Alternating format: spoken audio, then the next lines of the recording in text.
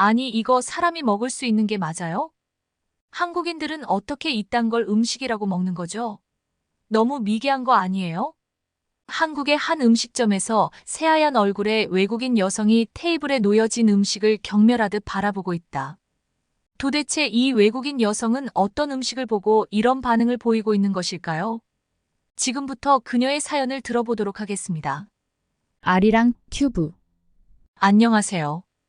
저는 스위스에서 알파인 스키 선수로 활동하고 있는 엘레나라고 해요. 얼마 전 친오빠가 한국인과 한국에서 결혼을 하게 되어 가족들과 함께 한국에 다녀왔어요. 그때 겪었던 재미난 일들이 있어 이렇게 사연을 보내게 되었어요. 저는 스위스의 제네바에서 태어나 지금껏 살고 있어요. 제네바는 도시 규모는 작지만 외교의 중심지이며 유엔 사무소, 국제적십자사, 세계무역기구, 세계보건기구 등 수많은 국제기구가 있는 세계적인 도시예요. 또한 유엔을 비롯한 다자 외교를 담당하는 대한민국 대표부도 제네바에 위치하고 있어요. 그리고 세계적으로 유명한 제네바 협약이 승인된 곳이기도 해요. 제네바 협약은 전쟁 포로와 비전 투혼에 대한 처우를 규정하는 내용을 담고 있어요. 외교뿐만 아니라 금융 도시로도 국제적으로 꽤 많이 알려져 있어요. 주로 영화에서 보면 비밀 금고가 있는 은행들이 주로 등장하죠. 아마 이 사연을 듣는 분들도 대부분 스위스라고 하면 시계를 많이 떠올리실 것 같아요. 세계적인 명품으로 인정받는 파텍 필립, 바쉐론 콘스탄틴 등의 초고가 시계 메이커와 롤렉스, 오메가 등의 고가 시계 메이커들의 본고장이라고 할 수 있어요. 스위스는 겨울이 11월부터 5월까지로 꽤 긴 편이에요.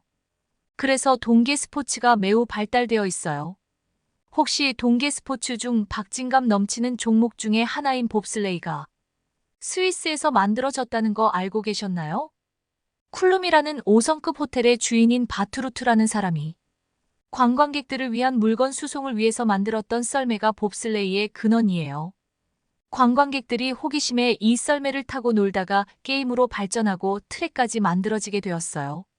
이런 재미난 역사적 사실을 알게 되면 스포츠 경기를 관람할 때 더 재미있어지겠죠. 스위스에서 봅슬레이가 만들어지긴 했지만 실제로 가장 인기 있고 잘하는 종목은 알파인 스키라고 할 수 있어요. 스위스는 겨울이 매우 길고 눈이 많이 와서 스키를 타기에 최적의 조건을 가지고 있어요. 그래서 남녀노소 불문하고 스키를 즐기는 인구가 아주 많아요. 어렸을 때부터 자연스럽게 스키를 타다 보니 선수로 활동하는 사람들도 많아요. 저 또한 어렸을 때부터 부모님에게 스키를 배웠어요. 스키가 너무 재미있어서 스키장에서 살 정도였죠. 그러면서 자연스럽게 스키 선수가 되었어요. 스위스가 동계 스포츠가 발전될 수밖에 없는 이유 중에 하나가 스키를 탈 수 있는 곳이 매우 많고 규모도 엄청나기 때문이에요. 체르마트라는 지역이 있는데 이곳의 슬로프는 무려 17km나 돼요. 반복 구간 없이 12km까지 수직하강할 수 있는 코스가 있고 유명한 마테호른과 알프스 봉우리 47개를 볼 수 있는 구간이라 세계적으로도 많은 인기가 있는 곳이에요. 이런 지리적인 요건이 갖추어져 있다 보니 다양한 동계 스포츠가 발달될 수밖에 없는 거죠. 한국은 양궁이 다른 나라는 범접할 수 없을 정도로 세계 최고의 수준을 가지고 있고 국가대표 선발전 또한 엄청나게 힘든 걸로 알고 있어요. 스위스에서는 동계 스포츠 종목이 한국의 양궁 같다고 보시면 될 거예요. 뛰어난 실력을 가진 선수가 아주 많아서 국가대표 선발전이 하늘의 별 따기 수준이에요. 저 또한 국가대표가 되기 위해 많은 노력을 하고 있어요. 저에게는 4살 많은 오빠가 한 명 있어요. 어려서부터 저와 스키도 함께 타면서 시간을 보냈어요. 오빠도 알파인 스키 선수 생활을 하다 지금은 한국에서 코치로 활동하고 있어요. 한국에서 살면서 한국인 여자친구를 만났다고 하던데 곧 결혼을 한다고 하더라고요. 저는 오빠의 결혼 소식을 아주 좋아했지만 한편으론 많은 걱정이 되었어요. 사실 오빠가 결혼을 한다고 하기 전까지는 한국이란 나라에 대해 잘 알지 못했어요. 제가 운동에만 전념하다 보니 다른 곳에는 별로 관심이 없는 편이거든요. 한 번씩 북한과의 이슈로 뉴스에 나올 때 그 이름을 들어보긴 했어요. 아직 전쟁이 끝나지 않은 나라고 북한이 한 번씩 미사일도 쏘고 하는 걸 보면서 아주 위험한 나라라고 생각했거든요. 최근에는 북한이 풍선에 오물 같은 걸 넣어서 한국으로 날려보내서 피해가 많았다는 뉴스를 본 적이 있어요. 언제 전쟁이 날지 모르는데 불안해서 제대로 살 수 있을까 하는 생각에 오빠가 많이 걱정되더라고요. 이것 말고도 한국에 대해 안 좋게 생각하게 된 계기가 있어요. 제가 한국에는 못 가봤는데 시합을 하러 중국에 가본 적이 있어요. 고등학생 때였는데 처음 나가보는 외국이라 시합에 대한 긴장보다는 외국에 나가는 기대감이 컸던 것 같아요. 그런데 이 기대감이 악몽으로 변하게 된 데에는 오랜 시간이 걸리지 않았어요. 공항에 도착했는데 중국인들은 질서도 없이 엉켜서 뒤죽박죽이고 소리는 왜 그렇게 질러대는지 시장통 같았거든요.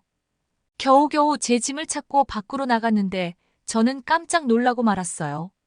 미세먼지 때문에 앞이 안 보일 정도였고 매캐한 공기 때문에 눈과 코는 너무 따가웠어요.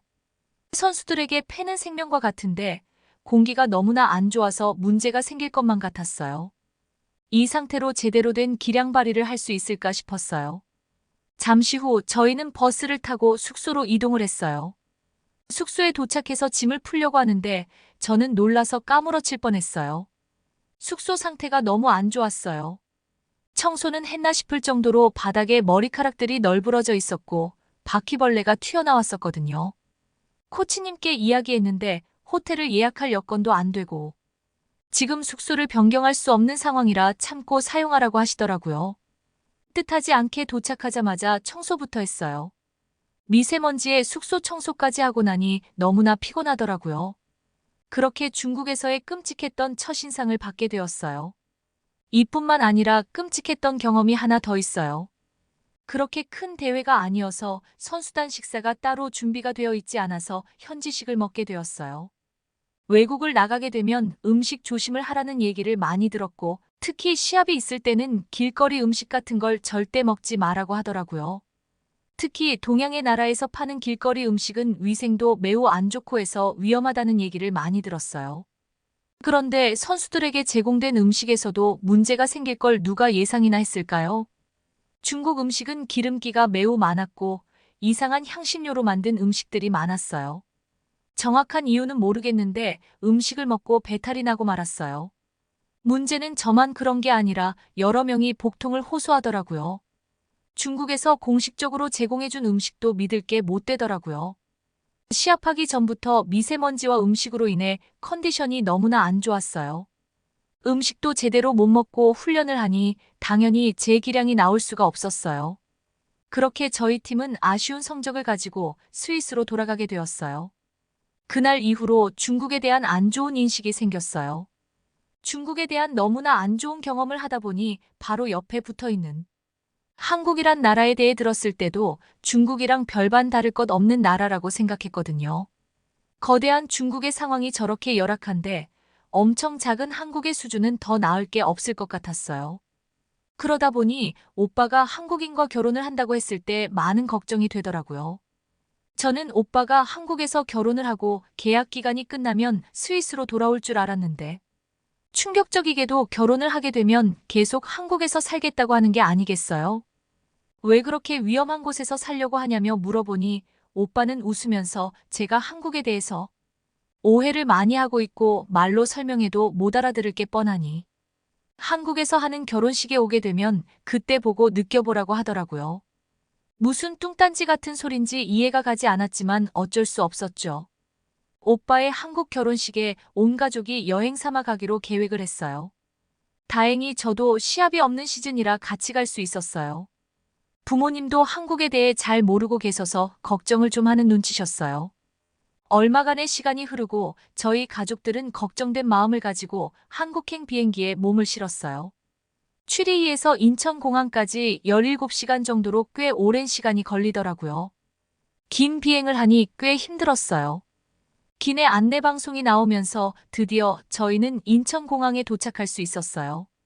공항에 도착을 한 저와 가족들은 공항의 모습에 깜짝 놀라고 말았어요. 이렇게 수준 높은 공항이 있을 줄은 상상도 못했었거든요. 입국 심사는 아주 신속하게 이루어졌고 모든 게 질서정연하게 처리되었어요. 중국에서의 경험과는 차원이 달랐어요. 또한 공항의 내부는 아주 크고 깔끔했어요. 수많은 사람들이 이용하는데도 쓰레기 하나 없이 관리가 잘 되어 있더라고요. 나중에 알게 된 사실인데 인천공항이 세계에서 손꼽히는 공항 중에 하나라고 하더라고요. 지금은 확장 공사를 진행 중이고 곧 개장을 앞두고 있는데 더욱 크고 좋은 시설로 짓는다고 하니 어떤 모습일지 상상이 안 되면서도 기대가 되더라고요. 예상치 못했던 한국의 첫인상이 꽤 강렬하게 다가왔어요. 저희는 공항을 잠시 둘러보다 공항철도를 타기 위해 이동을 했어요.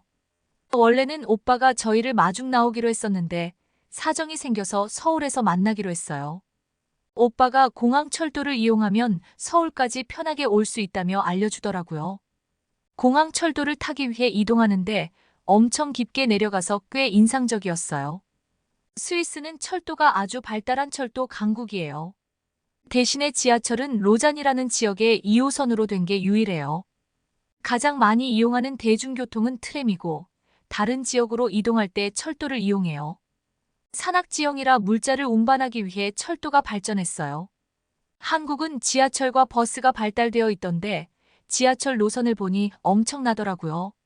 셀 수도 없이 많은 호선과 역들이 거미줄처럼 얽혀 있는 게 너무 신기했어요. 한국도 대부분이 산지로 되어 있던데 대중교통의 특징이 다른 게 신기했어요. 플랫폼으로 이동하면서 또 인상적이었던 부분은 아주 깔끔하게 관리가 잘 되어 있었던 부분이었어요. 모든 게 깨끗하게 잘 관리가 되어 있더라고요. 청소를 열심히 하는 문제를 넘어서서 시민의식이 꽤 뛰어난 것 같았어요. 쓰레기를 안 버리면 쓰레기가 있을 수 없으니까요. 저희는 플랫폼에 도착했는데 스크린 도어가 아주 잘 설치되어 있더라고요. 수많은 지하철역이 있는데 모든 역에 스크린 도어가 설치되어 있다는 게 신기하고 대단하다는 생각이 들었어요. 스크린 도어는 추락사고를 예방하는 등 많은 이점이 있는데도 불구하고 선진국들도 모든 역에는 설치가 안 되어 있는 경우가 많은데 한국은 달랐기 때문이에요. 이런 부분은 다른 나라에서도 배워야 할 부분이라고 생각해요. 잠시 후 열차가 도착했고 탑승을 했는데 내부를 보니 또 한 번 감탄이 나왔어요. 열차 안은 매우 깨끗했으며 다양한 전자 안내판들이 정보를 알려주고 있었어요. 또한 영어 안내방송으로 인해 어렵지 않게 역을 확인할 수 있었어요. 가장 인상적이었던 부분은 무료 와이파이가 제공되고 있었던 부분이에요. 깜빡하고 유심 준비를 못했는데 무료 와이파이가 제공되고 있어서 너무 감동을 받았어요. 특히 달리는 지하철 안에서 와이파이가 제대로 된다는 것도 대단한데 무료로 제공해 주다니 너무나 좋은 서비스라고 생각해요.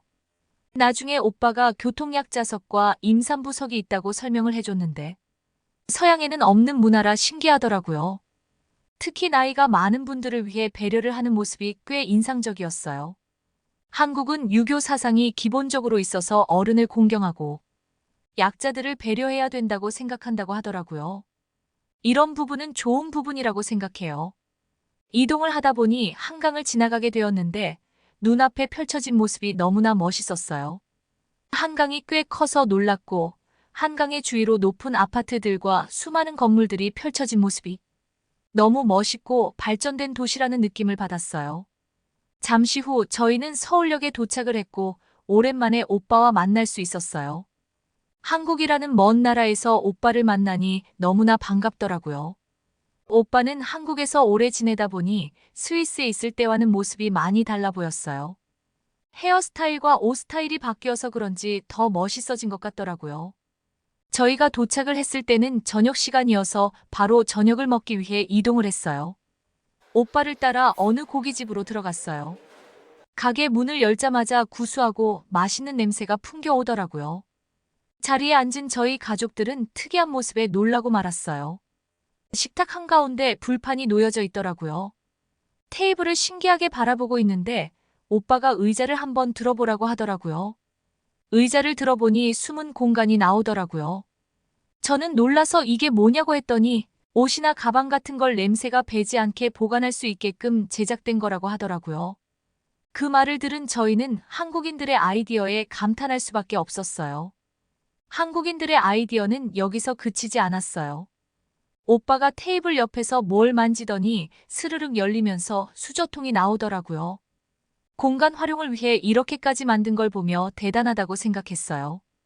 정신을 차리고 오빠에게 뭘 먹으러 왔냐고 물어보니 한국인들이 즐겨 먹는 삼겹살이라는 걸 먹는다고 하더라고요. 돼지고기의 삼겹살이라는 부위인데 아주 맛있다고 했어요. 설명을 마친 오빠가 테이블에 있는 버튼을 누르더라고요. 그러자 잠시 후 직원분이 오시더니 메뉴를 주문받았어요. 저는 신기해서 이게 뭐냐고 물어보니 주문벨인데 한국의 규모가 조금 있는 웬만한 식당에는 설치가 되어 있고 필요할 때마다 버튼을 누르면 직원분이 온다고 하더라고요.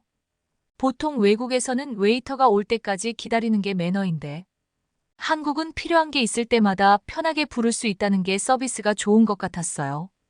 잠시 후 삼겹살이 나왔고 달궈진 불판에 고기를 올리니 지글지글 구워지는 소리가 매우 좋았어요. 오빠는 고기와 함께 김치와 콩나물을 올렸는데 삼겹살과 함께 먹으면 더욱 맛있다고 하더라고요. 한국인은 어떤 음식에도 같이 먹을 정도로 김치를 좋아하고 주로 숙성한 걸 바로 먹는데 구워서 먹어도 매우 맛있다고 하더라고요. 고기가 노릇노릇하게 구워지는 모습을 보니 정말 맛있어 보이더라고요. 다 익고 한 점 먹었는데 정말 맛있더라고요. 구수한 향과 담백한 맛이 어우러져 입안을 가득 채웠어요. 부모님들도 드시더니 입맛에 맞는지 아주 맛있다고 하시더라고요. 같이 구운 김치와 먹어보니 또 다른 맛이 느껴졌어요. 김치의 새콤함이 기름에 느끼할 수 있는 맛을 잡아주어 너무나 맛있었어요. 오빠가 또 새로운 방법을 알려줬는데 쌈이라고 불리더라고요. 상추 위에 고기와 마늘, 김치와 야채를 얹어서 같이 싸먹으니 야채의 맛과 고기의 맛이 입안에서 한데 어우러져 다양한 맛이 느껴졌어요. 야채와 먹으니 건강에도 좋을 것 같았어요. 배가 불러오는데 오빠가 하이라이트가 남았다며 종업원을 부르더니 뭘 더 시키더라고요. 잠시 후 종업원이 밥과 야채를 가져오더니 남은 고기와 함께 섞기 시작했어요. 스위스에서는 이런 식으로 음식을 먹지 않아서 거부감이 좀 들었어요. 오빠가 걱정 말하며 한 입 먹어보라고 권해서 먹었는데 생각보다 너무 맛있더라고요. 오빠는 이게 볶음밥인데 한국인들은 애초에 볶음밥을 먹기도 하고 국물 요리 같은 게 남으면 그 소스에 볶음밥을 만들어 먹기도 한다고 하더라고요. 한국인들은 각각의 음식을 섞어서 새로운 맛을 만들어내는 걸 잘하는 것 같아요. 삼겹살과 볶음밥을 맛있게 먹고 다들 만족한 채로 가게를 나왔어요. 시간이 늦어져서 숙소로 가려고 했는데 오빠가 소화도 시킬 겸 좀 더 둘러보자고 하더라고요. 저와 부모님은 깜짝 놀라며 늦은 시간에 돌아다니면 위험하지 않냐며 걱정을 했는데 오빠는 웃으며 한국은 치안이 좋아서 괜찮고 저녁 늦게까지 하는 가게도 많고 저녁에도 볼거리가 많다고 하더라고요. 걱정은 되었지만 오빠를 따라 나섰어요. 뭔가 산 쪽으로 이동을 했는데 생각보다 사람들도 꽤 있고 관리가 잘 되어 있더라고요. 저희가 가는 곳이 남산타워라는 곳인데 연인들도 많고 사람들이 많이 찾는 곳이라고 했어요. 저녁 시간이었지만 사람들이 많은 게 참 신기하더라고요. 잠시 올라가니 정상이 나왔는데 형형색색의 우뚝 솟은 타워가 멋있게 자리 잡고 있더라고요. 타워 뒤로 보이는 서울의 야경은 너무나도 아름다워 보였어요. 스위스도 산이 많은데 한국이랑은 느낌이 많이 다른 편이에요. 한국은 도심 속에서 갈 수 있는 다양한 높이의 산들이 많아서 접근성이 아주 좋은 것 같아요. 남산타워도 높은 산은 아니지만 접근성이 좋은 데다 멋진 타워와 멋진 야경을 볼 수 있어서 너무 좋았어요. 특히 저녁에 편안하게 돌아다닐 수 있다는 게 너무 대단하다고 생각해요. 저희는 남산타워를 끝으로 첫날 일정을 마무리했어요. 내일은 인천이라는 곳에 가보기로 했어요. 스위스는 내륙 지역이라 바다가 없어요. 한국은 삼면이 바다로 되어 있어 언제든 편안하게 바다를 볼 수 있다는 게 참 부럽더라고요. 인천은 서울에서도 가까운 편이라 금방 다녀올 수 있다고 하더라고요. 바다 구경도 하고 주변에서 해산물도 먹어보기로 했어요. 인천도 많이 발전된 도시라 볼거리가 많은 것 같았어요. 별 생각이 없었는데 인천공항이 있는 곳이 그 인천이더라고요.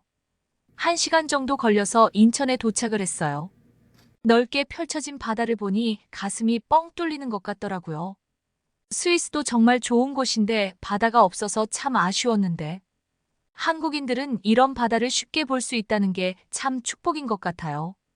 저희는 식사를 하기 위해 바닷가가 보이는 한 횟집에 들어갔어요. 바다 근처로 많은 가게들이 자리 잡고 있고 수산시장도 있더라고요. 바다를 바라보며 해산물을 먹을 수 있다는 게 뭔가 느낌이 새롭더라고요. 스위스에서는 한국에서처럼 해산물을 다양하게 먹기가 쉽지 않아요. 주로 익힌 요리를 많이 먹는데 한국인들은 해산물을 날 것으로 먹는 걸 아주 좋아한다고 하더라고요. 그만큼 싱싱한 재료를 구하기가 쉬워서 가능한 것 같아요. 새로운 경험을 위해 저희 가족들도 한국 스타일로 먹어보기로 했어요. 주문을 하고 잠시 후 직원분이 뭘 엄청 가져오셔서 식탁에 하나씩 놓기 시작했어요. 음식들을 놓고 나시 식탁이 거의 다 차더라고요. 저는 오빠에게 뭘 이렇게 많은 걸 시켰냐고 물어보니 오빠는 한 가지밖에 안 시켰다고 하더라고요. 저는 순간 화가 나서 오빠에게 아니 이거 우리 외국인이라고 덤터기 씌우는 것 같은데 따져야 되는 거 아니냐고 말했어요. 그러자 오빠는 진정하라며 이거 보통 한국 횟집에서 서비스로 주는 거라고 하더라고요. 저는 이렇게 많은 서비스가 나오는 게 믿을 수 없었어요. 메인은 나오지도 않았는데 사이드로 이 정도가 나온다는 건 말이 안 되거든요. 그렇게 감탄을 하고 있는데 뭔가를 담은 접시가 하나 더 나왔어요. 내용물을 본 저는 경악하고 말았어요. 아니 뭔가가 살아서 막 움직이고 있더라고요. 저는 놀라서 이게 뭐냐고 물어봤더니 산낙지라고 하더라고요. 살아있는 낙지를 그대로 썰어서 먹는 거라고 했어요.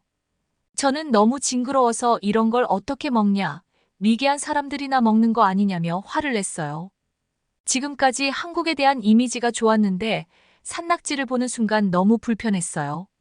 오빠는 저에게 진정하라고 말하면서 스위스 사람들도 날 것으로 먹는 음식들이 있는데 낙지라고 다를 것이 있느냐고 말하면서 남의 나라 문화를 그렇게 함부로 평가하지 말라고 하더라고요. 중립국으로 유명한 스위스의 국민으로서 그런 식으로 자기만의 잣대를 들이대지 말라고 했어요.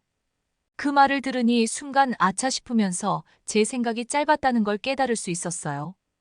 오빠의 권유로 산낙지를 먹어봤는데 좀 징그럽긴 했지만 생각보다 맛은 있더라고요. 과민 반응을 했던 제 자신이 순간 부끄러워졌어요. 잠시 후 메인으로 모둠회가 나왔는데 생선을 얇게 썰어서 나온 모습이 신기하더라고요. 한 입 먹어봤는데 쫄깃하면서 아삭한 식감에 비리지도 않은 게 꽤 맛있었어요.